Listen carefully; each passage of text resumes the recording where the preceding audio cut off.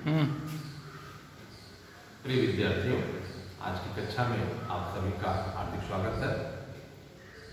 जैसा कि आपको मालूम है कि इस समय लॉकडाउन चल रहा है, फिर भी सरकार की मंशा है कि व्हाट्सएप के जरिए बच्चों को पढ़ाया जाए।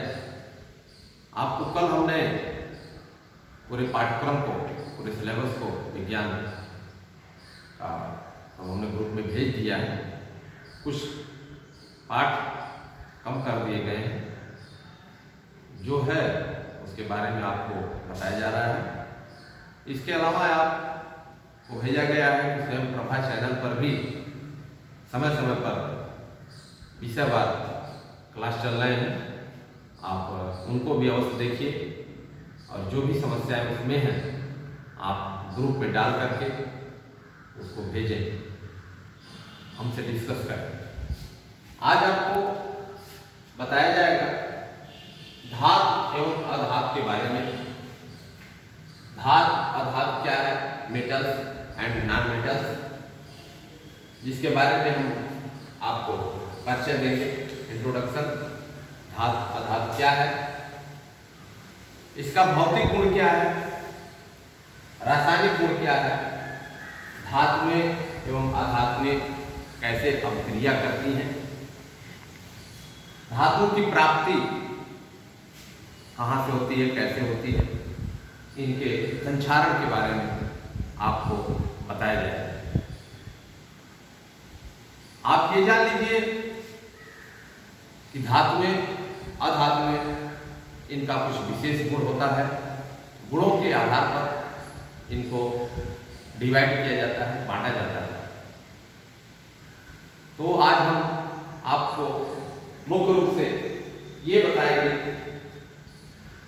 कि ये क्या चीज होती है।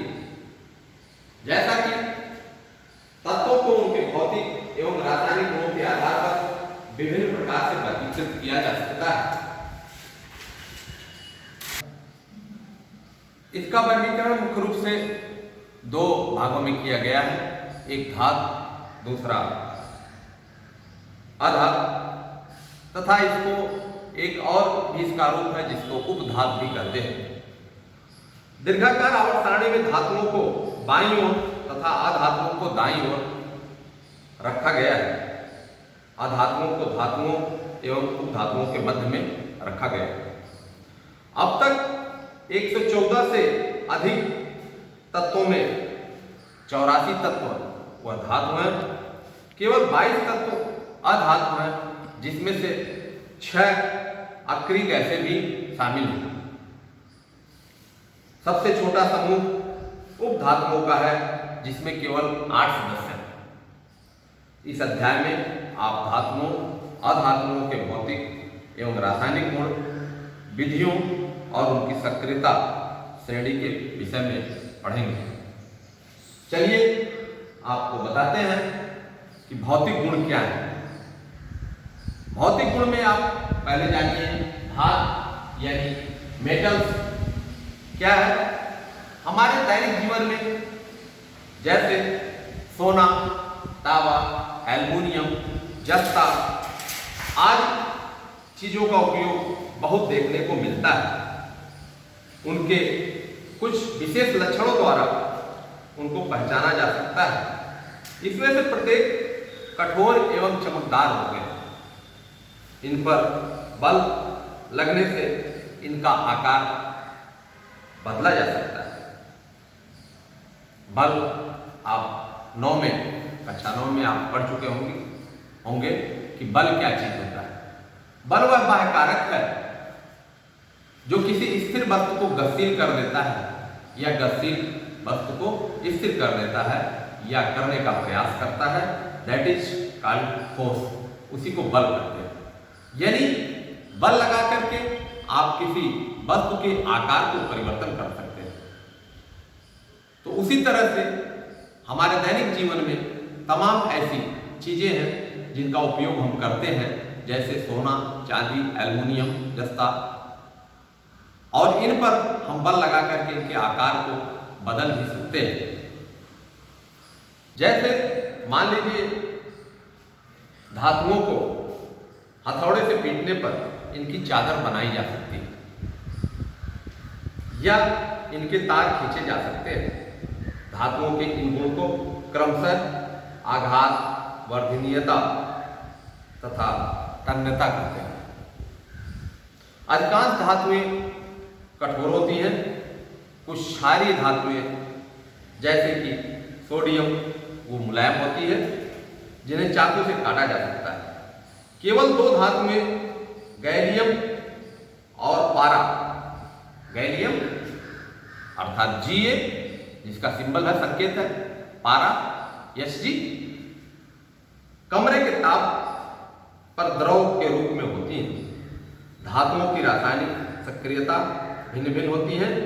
कुछ धातुएं अत्यधिक सक्रिय हैं, जबकि कुछ उत्प्रेरकों की उपस्थिति में सक्रियता दर्शाती हैं।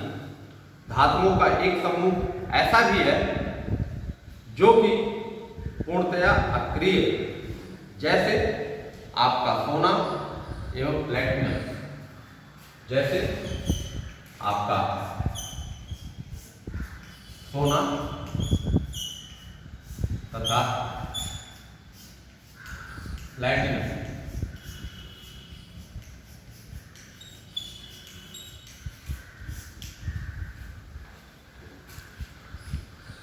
सोना और प्लेटिनम, इन पर वायुमंडल की नमी और ऑक्सीजन का वर्षों तक कोई प्रभाव नहीं होता है, इसलिए इन धातुओं का उपयोग आभूषण बनाने में किया जाता है। समझ बता रही, इनका उपयोग जो है आभूषण बनाने में किया जाता है। क्यों? क्योंकि वायुमंडल का इन पर कोई प्रभाव नहीं पड़ता है, इसलिए मैक्सिमम धातुएं आभूषण जो है वो सोने और प्लेटिनम की होती है।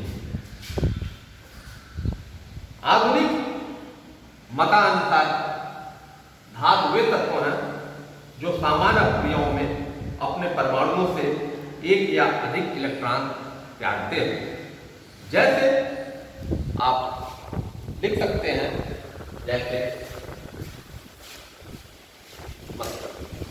जैसा कि आधुनिक मतानुसार आपको बताया गया कि धातु वे तत्व हैं जो सामान्य क्रियाओं में अपने परमाणुओं से एक या अधिक इलेक्ट्रॉन त्यागते हैं। जैसे ये आपका सोडियम परमाणु है, सोडियम परमाणु जो है वो अपने अंदर से एक इलेक्ट्रॉन का त्याग करता है, अर्थात N is equal to Na plus ये इलेक्ट्रॉन है आपका, इलेक्ट्रॉन पर ऋण आवेश होता है। जैसा कि कक्षा 9 में आप पढ़े हैं परमाणु की संरचना के बारे में कि परमाणु में 3 तत्व और भी होते हैं, मुख्य रूप से इलेक्ट्रॉन, प्रोटॉन और न्यूट्रॉन के बारे में आप पढ़े हैं। नाभिक में आपका प्रोटॉन रहता है और न्यूट्रॉन रहता है, और नाभिक के चारों तरफ इलेक्ट्रॉन अपनी कक्षाओं में चक्कर लगाता है। इलेक्ट्रॉन पर ऋण आवेश होता है, प्रोटॉन पर धन आवेश होता है, और न्यूट्रॉन पर कोई आवेश नहीं होता है, वो न्यूट्रल होता है, इसलिए इसका नाम न्यूट्रॉन रखा गया है, उस पर कोई आवेश नहीं होता है। तो यहाँ पर आप देखिए इलेक्ट्रॉन ने दिया गया है जिस पर ऋण आवेश है, ये इलेक्ट्रॉन त्याग रहा है। सिमिलरली उसी तरह से हम कह सकते हैं मैग्नीशियम परमाणु, मैग्नीशियम परमाणु भी आप देखेंगे यहाँ पर मैग्नीशियम है, 2 इलेक्ट्रॉन का त्याग करता है। मैग्नीशियम है 2 इलेक्ट्रॉन का त्याग करता है। तो वर्तमान परिभाषा के अनुसार आप कन्फर्म हो गए होंगे कि धातुएं वे पदार्थ हैं जो अपने अंदर से इलेक्ट्रॉन का त्याग करती है। ऐसे पदार्थों को धातु कहते हैं।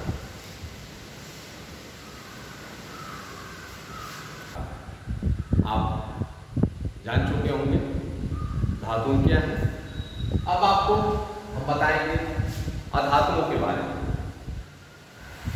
आप ये समझिए कि धातुओं की तुलना में अधातुओं की संख्या कम होती है।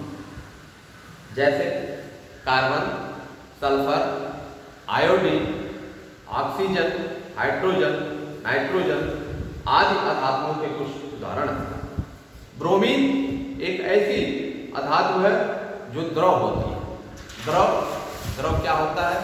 द्रव के बारे में भी आप कक्षा 9 में पढ़ चुके होंगे कि ये अवस्था होती है, द्रव की अवस्था होती है। द्रव क्या चीज होता है? प्रत्येक वो वस्तु जो स्थान घेरती हो, जिसमें द्रव्यमान होता हो और जिसका अनुभव हम अपने ज्ञानेंद्रियों द्वारा प्रत्यक्ष अथवा अप्रत्यक्ष रूप से कर सकते हैं, वे सभी वस्तुएं द्रव्य कहलाती हैं। द्रव्य की 3 अवस्थाएं होती हैं, ठोस, द्रव और गैस। ठोस क्या है? जिसका आकार एवं आयतन दोनों निश्चित होता है, ठोस कहलाता है। द्रव जिसका आयतन निश्चित होता है परंतु आकार निश्चित नहीं होता है, इसको जिस पात्र में रखा जाता है यह उसी का आकार ग्रहण कर लेता है, द्रव कहलाता है। और तीसरी अवस्था होती है गैस अवस्था, जिसका आकार और आयतन दोनों अनिश्चित होता है अर्थात निश्चित नहीं होता है।